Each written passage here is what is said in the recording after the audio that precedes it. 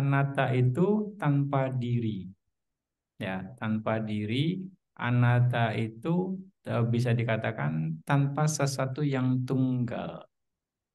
Ya, sesungguhnya ketika seseorang menderita, ketika seseorang uh, bahagia, ya sesungguhnya itu hanya proses saja, proses dari penderitaan itu sendiri terjadi dan juga proses kebahagiaan itu sendiri terjadi. Hanya proses saja. Karena apa? Karena banyak kondisi yang berperan. Makanya juga selalu Banti katakan, satu kondisi akan mengkondisikan kondisi-kondisi yang lain untuk terkondisi. Ya, untuk dia terlahir di alam apa ya saja, banyak kondisi juga berperan. Banyak kondisi yang bermain. Kondisi pada saat itu dan juga kondisi sebelum itu juga.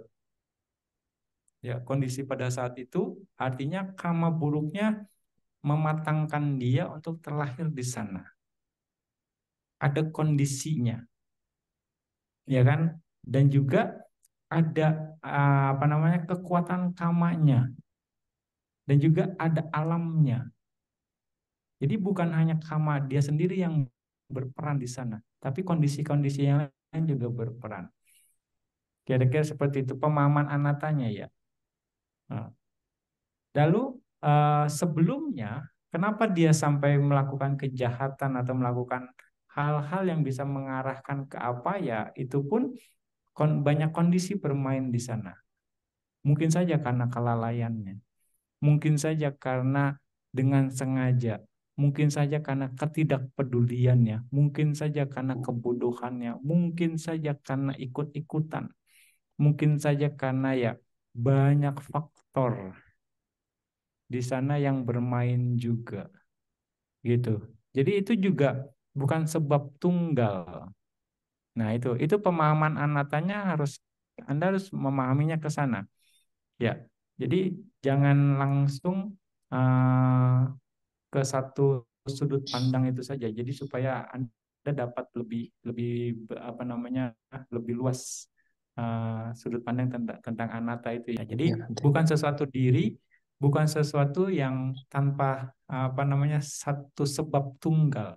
Yang Anda bilang siapa yang menderita? Memang sesungguhnya kalau dari sisi para mata dhamma ya tidak ada yang menderita. Yang menderita karena masih memegang pandangan terhadap konsep anak Atta itu sendiri. Oh, saya menderita. Oh, saya menderita karena lahir di apa ya. Kalau secara para mata dhamma ya hanya proses itu saja. Tidak ada yang menderita sesungguhnya. Kira-kira gitu. Anda jangan genggam terus secara ininya ya. Nah, karena memang proses itu akan terus ada selagi memang kondisinya ada. Yang pasti sudah makhluk yang berbeda. Ya, dia terlahir di alam apa ya, itu makhluk yang berbeda. Berarti itu makhluk apa ya? Dia terlahir sebagai manusia, dia makhluk manusia. Makhluk manusia dan juga makhluk apa ya, makhluk neraka kan berbeda kan? Dari sisi status saja berbeda. Jadi bukan manusia ya, makhluk yang sama, tapi ada kesadarannya yang menyambung. Ada potensi kamanya yang menyambung. Gitu. Dan itu udah makhluk yang berbeda. Tapi karena kesadaran yang menyambung itu, potensi kama yang menyambung itu, akhirnya masih dikategorikan ke kehidupan lampau, dia seperti, misalnya di kehidupan ini saya jadi ini, kehidupan ini saya jadi ini. Ini pernah Bantu jelasin juga kan? Yang tiga makhluk, misalnya, sekarang misalnya Ko Indra, sekarang jadi Indra. Ya, lahirnya, tinggalnya di Sedempuan gitu kan. Ya kan? Itu karena misalnya karena karma baik misalnya berdana di masa lalu dan karma baik berdana ini memunculkan seorang Indra gitu kan. Nah, ketika berdana itu sendiri di masa lalu, misalnya dia kehidupan Anda misalnya ya sebagai manusia, nah kelahiran yang menyebabkan menjadi manusia yang dimana Anda berdana pada saat itu dihasilkan oleh karma yang lain.